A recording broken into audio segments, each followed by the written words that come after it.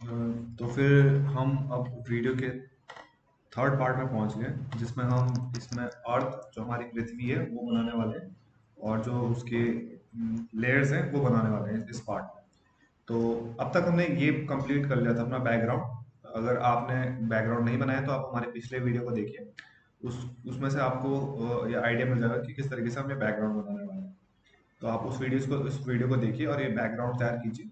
और अगर आपका बन चुका है तो आप हमारे साथ आप अर्थ को बनाने का काम स्टार्ट कर सकते हो। अर्थ को हम किस तरीके से बनाएंगे, तो सबसे पहले हम एक ये ही कर लेते हैं कि जैसे कि हमने आपको कहा है कि हर जब भी आप बनाओगे एक नई लेयर पे आपको बनाना है, तो इस प्लस वाले आइकन पे क्लिक करेंगे तो एक नई लेयर आ जाती है। तो आप इसको नई लेयर लीजिए और इसे रीनेम कर दीजिए। तो मैं यहाँ ऊपर जाके रीनेम कर देता हूँ। एक बार रीनेम करने के बाद मैं इस पे ओके पे क्लिक कर दूंगा। मैं इसको अर्थ लिख लेता हूँ। अर्थ लिखने के बाद मैं इस पे ओके पे क्लिक करूंगा, और अब आप देख सकते हैं कि ये मेरा अर्थ का एक लेयर तैयार है। तो अब मैं इस लेयर पे अपनी अर्थ को इलस्ट्रेट करने वाला हूँ, जो ड्रॉ बनाने वाला हूँ। तो एक काम करते हैं, हम अर्थ को बनाने के लिए, हमारी अर्थ एक सर्कुलर होता है, सर्कल सर्कल से हम अपनी अर्थ को बना सकते हैं। तो सर्कल बनाने के लिए यहाँ पे हमारे पास सिलेक्शन टूल है। सिलेक्शन टूल को हम सेलेक्ट करेंगे। इसके अंदर हमारे पास कुछ ऑप्शंस दिखाता है ये कि किस तरीके का आपको सिलेक्शन चाहिए। तो मैं ओवल सिलेक्शन को सेलेक्ट कर लेता हूँ। तो ओवल सिलेक्शन को सेलेक्ट करने के बाद आप एक शेप बना दीजिए इस तरीके का, और आप देख सकते हैं कि ये रैंडम शेप बन रहा है। लेकिन हमारी अर्थ एक परफेक्ट सर्कल होता है। परफेक्ट सर्कल, अर्थ असल में होता ओवल है, लेकिन हम उसे परफेक्ट सर्कल में दिखाना चाहते हैं। तो आप अर्थ को चाहे ऐसे बना सकते हैं, हल्का सा ओवल, या जैसा आप शेप होता है। तो आप हम कीबोर्ड में शिफ्ट की को जैसे दबाएंगे तो आप देख सकते हैं परफेक्ट सर्कल दिखने लग गया। तो हम अर्थ को इस परफेक्ट सर्कल की तरह रिप्रेजेंट करेंगे। तो एक ऐसा सर्कल बना लीजिए और इसे आप देख सकते हैं कि ये किस तरीके का दिख रहा है। तो एक बार आप इसे बन जाए तो आप इसे यहाँ नीचे प्लेस कर सकते हैं। आप चाहे तो इसे सेंटर पे रख सकते हैं, या अपने हिसाब से इसे पोजीशन कर सकते हैं। आप चाहे इसे बीच में रख सकते हैं। बीच में रखना, अगर आप बीच में रखेंगे तो आपको छोटी छोटी वो बनानी पड़ेगी। मैं इसे कोने में रख देता हूँ, तो आप भी चाहे तो इसे इस तरीके से कोने में रख सकते हैं। हल्का सा मैं इसे डिज़ाइन के लिए हल्का सा अपने बैकग्राउंड के नीचे लेके आ जाता हूँ, ताकि ये हल्का सा डिज़ाइन लगे इस पे, इस तरीके का। तो अब आप देख सकते हैं कि मेरी ऑलमोस्ट ऑलमोस्ट सेंटर पे आई है। अब मैं एक काम करूंगा कि इसके अंदर रंग भर दूंगा। तो सिलेक्शन हमारे बनाने का इससे बहुत ज़्यादा हमारा काम आसान होता है। एक बार हमने सिलेक्शन बना दिया तो हम बकेट टूल की मदद से एक बार में इसके अंदर पूरा रंग भर सकते हैं। या फिर अगर आप पेंसिल से करना चाहें तो आप पेंसिल से ऐसे रंग भी भर सकते हैं। आप देख सकते हैं कि जहां जहां मैं पेंसिल अगर बाहर भी चला दूँ कुछ होगा नहीं, मैं सिर्फ अंदर ही पेंसिल चला सकता हूँ सिलेक्शन। तो आप ये भी कर सकते हैं। और अगर आप बकेट टूल यूज करना चाहें तो बकेट टूल से ऐसे कलर भर सकते हैं। अब हमारे अर्थ का कलर वाइट तो होता नहीं है, हमारी अर्थ का कलर ओशन ब्लू होता है। तो आप ओशंस को दिखाने के लिए ब्लू कलर ले लीजिए, और उसमें फिर हम ग्रीन कलर की जो हमारी ज़मीन वाला हिस्सा है वो बनाएंगे। तो आप एक काम कीजिए, एक यहाँ से कॉपिक लाइब्रेरी है, इस पर क्लिक कीजिए और यहाँ से ओशन का ब्लू कलर चूज कर लीजिए। तो यहाँ पे आप कोई ब्लू कलर ढूंढिए और उसमें ओशन ब्लू करके ये कलर ट्राई करते हैं। ये कलर मुझे ठीक लग रहा है। आप चाहे तो डार्क कलर भी ट्राई कर सकते हैं, जो आपको सही है। मैं ये वाले कलर के साथ आगे बढ़ूंगा। तो एक बार ये कलर सेलेक्ट कर लें, फिर आप इसे कैंसिल कर दें, और अब आप देख सकते हैं कि आपके पास एक ब्लू कलर है जो आप ओशन दिखाते हैं जिससे।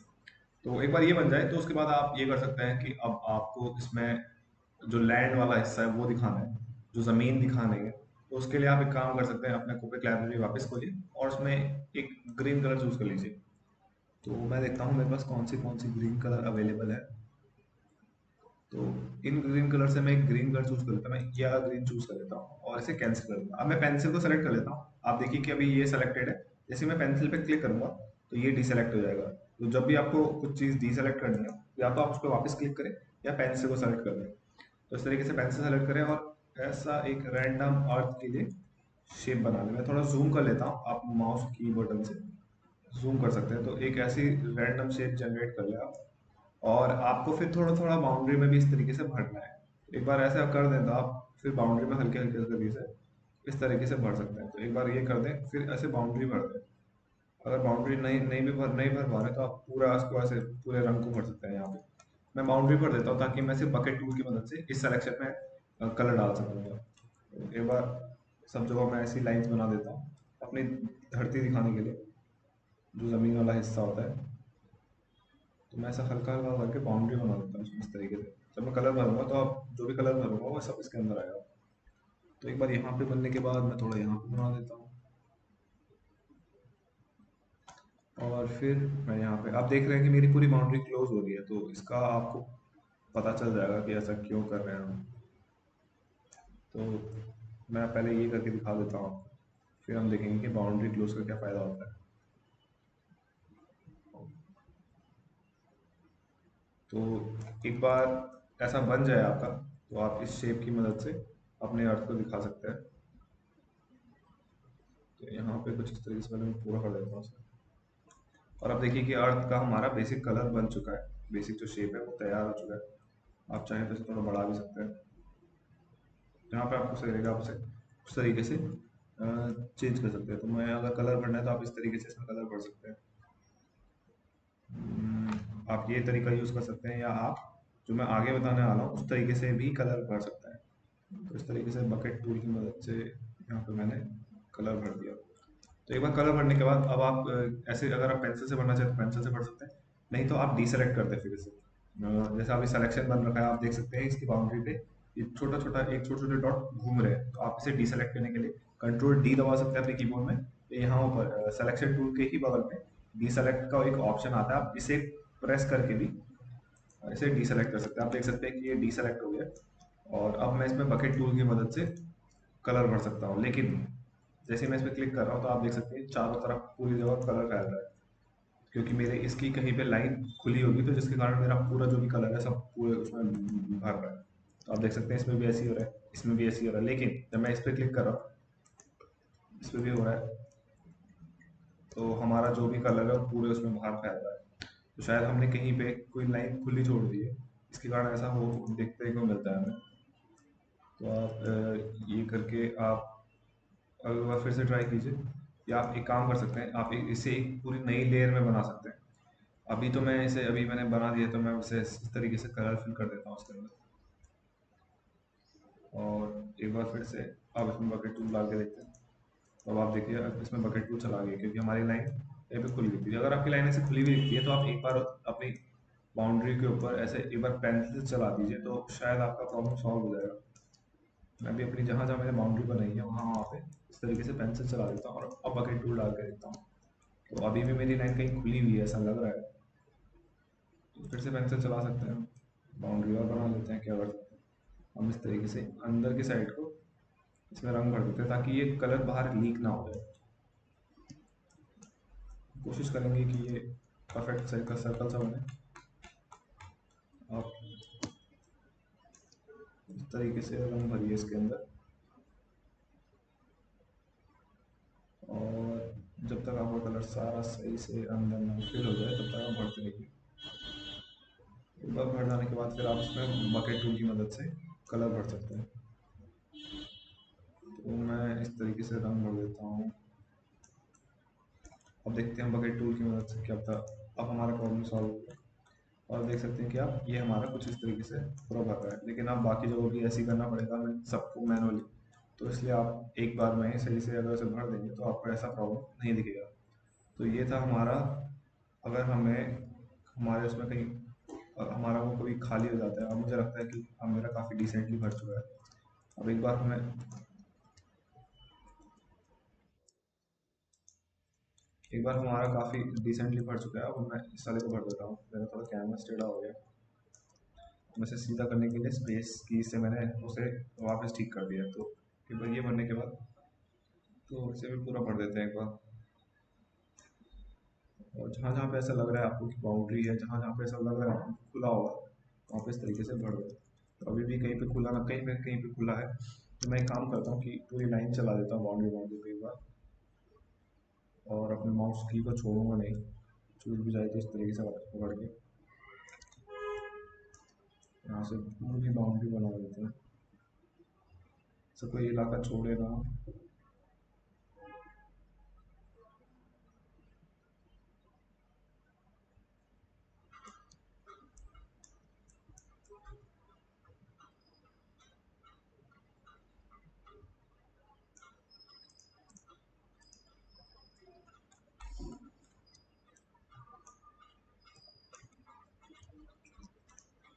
अब अब हमारा बस ये वाला हिस्सा बचा है, इस पर भी हम इसी तरीके से पेन से चला लेते हैं। तो अब आप देख सकते हैं कि हमारा इस तरीके से ये बन रहा है। तो इसे पूरा कर देते हैं और मैं इसे लाइन लाइन पे जाके इसे कंप्लीट कर रहा हूँ। एक बार ये हो जाए तो आप इस तरीके से इसमें वापस रंग करेंगे तो आप कोई प्रॉब्लम नहीं दिखाना चाहिए। तो इस तरीके से हमारा अर्थ है ये ऐसे तैयार हो चुका है। इस तरीके से आप अपने अर्थ को तैयार कर सकते हैं। आप देख सकते हैं कि अगर इसमें और कोई चीज़ें आपको एलिमेंट्स और ऐड करना है तो आप वो भी कर सकते हैं। आप अगर पेंसिल लीजिए, अगर आपको ज़्यादा खाली खाली लग रहा है अर्थ, तो यहाँ पे इस तरीके से एक और शेप दीजिए, बकेट टूल लीजिए और कलर फिल कर दीजिए। अब ये शेप फिर से खुला रह गया तो हम एक काम करेंगे कि इसे यहाँ से बंद कर देंगे और अब कलर भरते हैं। अभी भी कुछ खुला रह गया तो काम कर देते हैं। ऐसे तो हम ऐसे भर सकते हैं क्योंकि काफ़ी छोटा एरिया है। इस तरीके से मैं इसे इस तरीके से भर दूंगा। आप ब्रश का साइज़ बढ़ा करके ये काम ज़्यादा तेज़ी से कर सकते हैं, लेकिन मैं इसे थोड़ा प्रिसाइजली भरना चाहता हूँ तो मैंने इसे छोटे साइज़ में ही भर दिया। तो देख सकते हैं कि मेरा कलर भर चुका है। आप ये इस ब्रश की मदद ले सकते हैं, पेंट ब्रश की मदद से।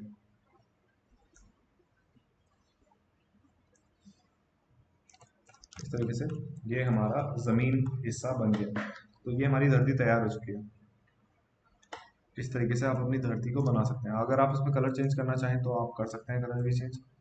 आपको बस दूसरा कलर चूज़ करना है इसमें से और फिर उसके बाद आप अपना कलर इसमें भर सकते हैं। तो मैं अभी इसे इसी तरीके से रहने दूंगा और अब हम इसमें देखते हैं कि हमें जो ये लेयर्स आपको दिख रही है मेरी ड्राइंग में, ये कैसे बना सकते हैं। तो ड्राइंग की जो ये लेयर्स है इन्हें बनाने के लिए हम एक सिलेक्शन ले लेते हैं। तो मैं सिलेक्शन लेने के लिए इस प्लस वाले आइकन पे जाऊंगा और एक सिलेक्शन बना लेता है। तो सिलेक्शन बनाने के लिए मैं ओवल सिलेक्शन का इस्तेमाल करूँगा।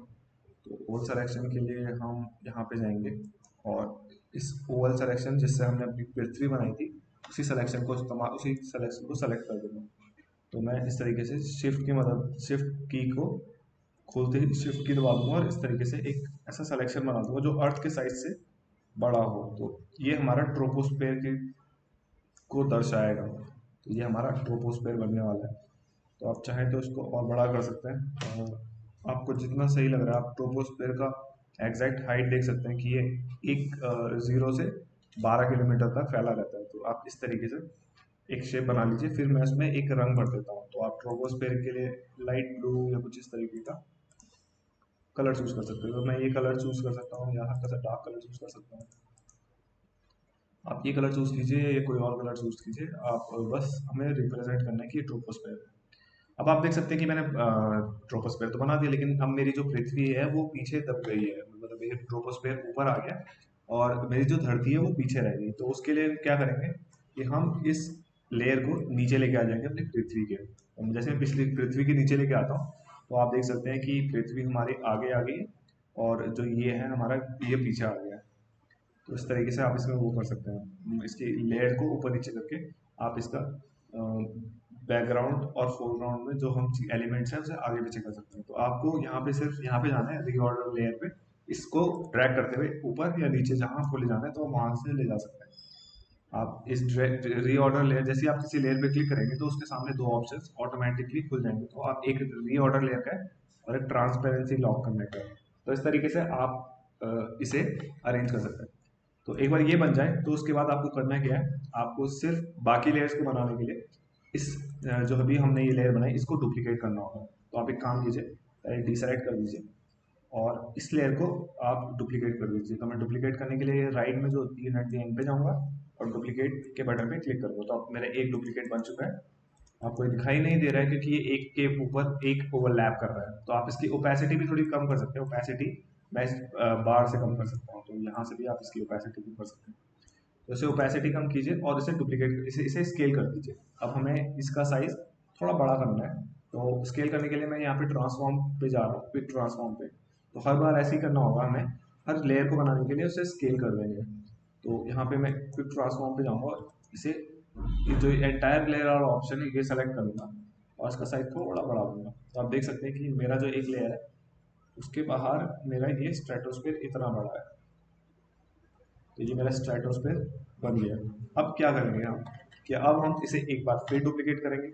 उसमें हम इसमें जो जो अभी तो हमने स्ट्रेटोस्फेयर बनाया, अब फिर मीजोस्फेयर, थर्मोस्फेयर और एक्सोस्फेयर ऐसे और लेयर्स भी बनाएंगे। तो हमारा ट्रोपोस्फेयर हो गया, स्ट्रेटोस्फेयर हो गया, अब हमें मीजोस्फेयर बनाना है। तो हम इसे भी डुप्लीकेट कर लेते हैं एक बार। डुप्लीकेट करने के लिए मैं वही तरीका अपना रहा हूँ।